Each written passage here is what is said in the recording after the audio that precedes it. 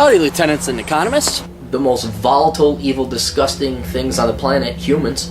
If you have a video request, you can always go to assholeconsulting.com. Yeah, I am gonna charge you, kids. And that is the importance of not fucking up. You are such an asshole!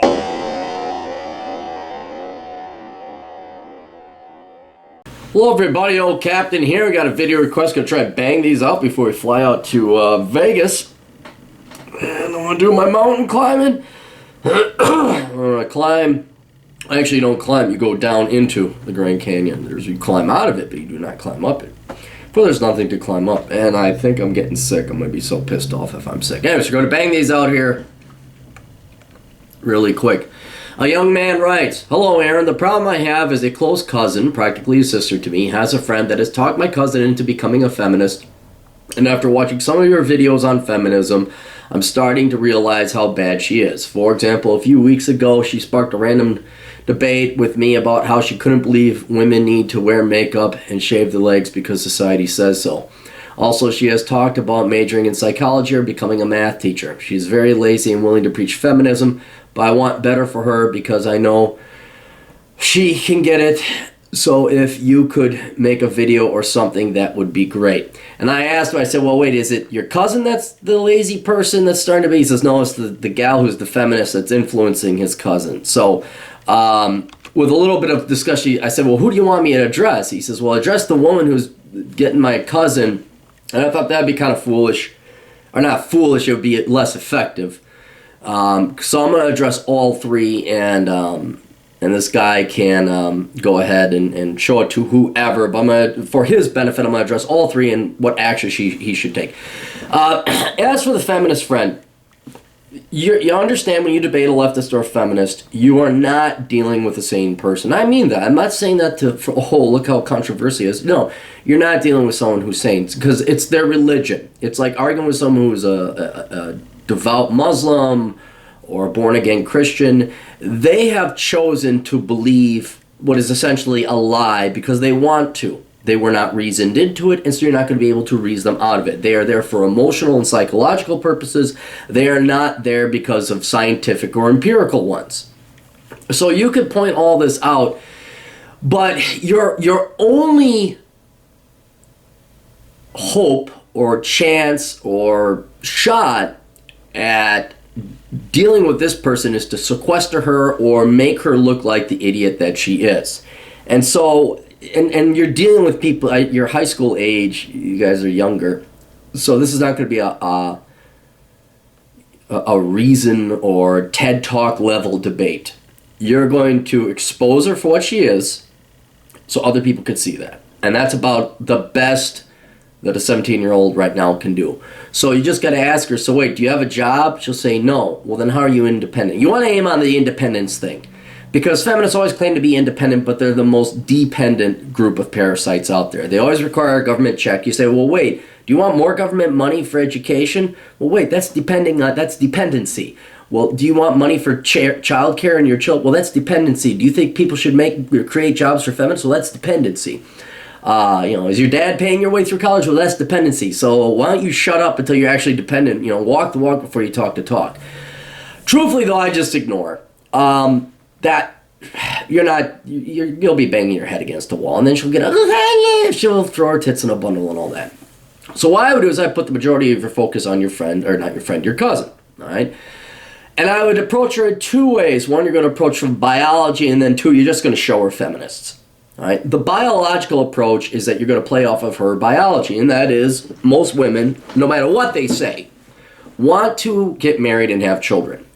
They want a family. And so what you do is you point out and say, look, I care about you. And be honest, say, look, I care about you, dude, and I want you to be happy. And key to your happiness, although not everything in life, but key to it, or a very big portion of it, is going to be if you want to have children, if you want to have a family. I'm telling you as a guy right now that if you become a feminist, there's no guarantee, but you are really crippling, really lowering your chances of finding a good guy. Because most guys aren't going to date and marry a feminist. And if they are, they're the weak, simpy beta type, not even beta, just limp-wristed. Look up Pajama Boy, just look him up. And say, this is not attractive. I'm telling you right now, you're gonna ruin your shot. So if you want a husband and you want children, you got to realize this is not sexy or attractive. And the whole concept, and I wish both men and women would realize this, I think men realize it more, is that it is a selfless act. All right? You're dealing with another person, and therefore, by default, you have to consider what that other person wants. It's not like, hey, I was born, hey, I'm Aaron Clary, whipping my dick out. How many girls are going to be around to suck it? Oh, come on, let's go, I'm here. No, it doesn't work that way. That's very selfish. That's very self-centered. You got to say, oh, I would like to get the ladies. What do the ladies want? And then that's what you got to deliver. Like this soda, this Rooster Booster Light, great power drink, by the way. I like it. Look at that fucking, that Rooster, man. He's all excited about the product. He's very excited. I mean, how? He's a very good spokesrooster for Rooster Booster Light. But for me to buy this, I didn't just show up at the gas station, hey, give me some fucking Rooster Booster Light. They said, we want fucking money. Because that's what they want, obviously. So, okay, I got to give them money, and that's how every interaction with other humans is. You got to give them what they want. Your friendships are the same thing. You don't hang out with people that don't give something in return to you. I'm not talking monetarily, but I'm talking friendship, intelligent conversation, funny wit, humor. That's why you hang out with other people. So when it comes to love and dating and marriage and children, setting up a family, you got to ask what the men want. Well, men are pretty damn simple creatures. We like nice people, loving, caring, sweet, nursing type women. Well, preferably big tits, long legs, long hair, and beauty. And hey, if she doesn't want to get married, cool, then she can, fine. Don't shave, cut your hair short, get fat, fine. Just don't bitch and whine about how men got to be all fat acceptancy and how they're shallow for not finding a fat, blubbering piece of shit without makeup and short hair and hairy legs unattractive, right? So, and that's true. She has got to think, what do men want if she wants to attract a man? Just as men have to think what they want if they want to attract her, right? So that's the route I go. If she wants to have, and that will. And I'm not playing a cheap shot. I'm playing a literal shot. It plays off of her biology and her programming, her hardwiring. Everyone's got it, but you're also trying to help her so that down the road, when she's not this easily brainwashable child. I mean, it's obvious that this person just came in and brainwashed. I mean, a Jehovah's Witness could have come in and probably done the same. But down the road, when she's more mature and she really wants to, well, what's my life about? Do I really want to, that plays directly to that and will help her out in her future. The other angle you want to approach to her is just show her feminism. I mean, feminism is its worst enemy. Show them the articles about menstrual painting. Show her the articles about menstrual knitting. Go online, go to the women's studies department and look at their chairs, look at the professors, say, do you want to look like that? Oh, there's occasionally a hottie women's study professor. I haven't seen them, but I've had some females say, I'm a women's studies professor. I'm like, oh, I do you. But the vast majority aren't. Have them go. And then another thing, just go look at Femin protests, F-E-M-E-N, or look at the, I'll put a link down below. When they go and protest the Catholic Church, there's a video out there where they're just spitting. These men, I think it was in Argentina, these poor Latino guys, they're down south in South America, and they formed a human blockchain so these women couldn't get into the cathedral, I think it was, and they're spitting at them and cursing at them and everything. I mean, that's feminism, okay? That's the group she belongs to, if she claims to belong. But show her that. Say, hey, do you want to become this? Is this what you advocate? Because this is feminism. It's not this, oh my God, society says I have to shave my legs. Society says I got to run and stay in shape. Society says I got to make some money and support myself. Society says I can't walk around with bad teeth. Society says a lot of things. Because guess what? You're not the only fucking person in society. So I would point that out. The two things, the biology, play on her biology, and then two, and hey, you could go online and find unlimited number of feminists doing batshit insane things. And you say, well, there you go. Is that what you want? You know, what is it? Slut walks. Just search slut walks. I mean, they mock themselves, really. All right? And then show her a picture of Sophia Loren. Then show her a picture of Audrey Hepburn. Show her a picture of, show her movie My Fair Lady or Ingrid Bergman. Say, okay, what do you want to be? What do you want me? What do you want to be? And then there's you.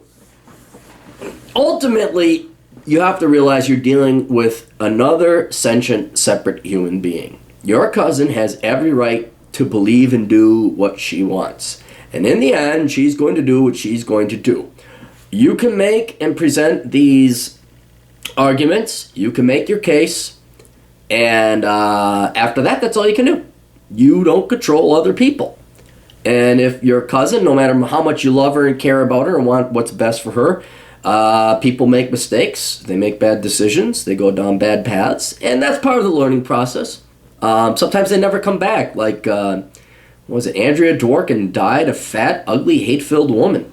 I mean, just, I was shocked. I keep bringing this up only because Roosh pointed out. Lindy West, I thought Lindy West was always ugly. And then he showed me a picture of her before. She was this gorgeous, beautiful woman. And now she's just an atrocious, hideous, ugly feminist. And sadly, that might happen. That might happen to your cousin. And, be thankful that you had what happy times you did with her, but she will metaphorically be dead and become another person. But you got to forgive yourself if it's not your job. I'm not my brother's keeper, all that kind of shit. Do what you can, all right? Don't beg, don't grovel, don't plead. Just say, hey, look, dear, I love you. You're like my sister. I want what's best. Here's my arguments. Here's the evidence. Please don't go down this path. And if she lacks the mental temerity or courage or self-respect to stand up to a false prophet like this gal trying to brainwash your sister, there's not much you can do. Because here's the other thing. If it wasn't this, it's just going to be something else. She joins the Animal Liberation Front. She becomes a vegan. She becomes a born-again Christian. Whatever. She'll find, so she's looking for some kind of religion, some kind of group or tribalism to belong to. And sometimes you can't stop it. So, go easy on yourself. Make your case. Say, I really care about da-da-da-da-da-da. And if she doesn't, and she could be so far gone, she'll start cursing and say, you're just patriarchy, trying to keep me down. All right. You did. And that's the way that one goes. And it's sad and it's tragic, but you got to realize sometimes, well, not sometimes, there is always loss in life. There is always bad shit that happens in life. Nobody has lived life without problems and without loss and without seeing loved ones hurt or harmed. Just doesn't happen that way. So you got to let that one go.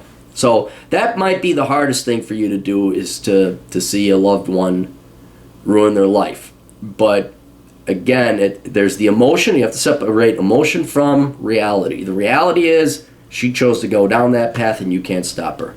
Hurts a little bit. Not that you say you shouldn't mourn, but you should forgive yourself and let it go, because it's not your responsibility or your fault. So do what you can.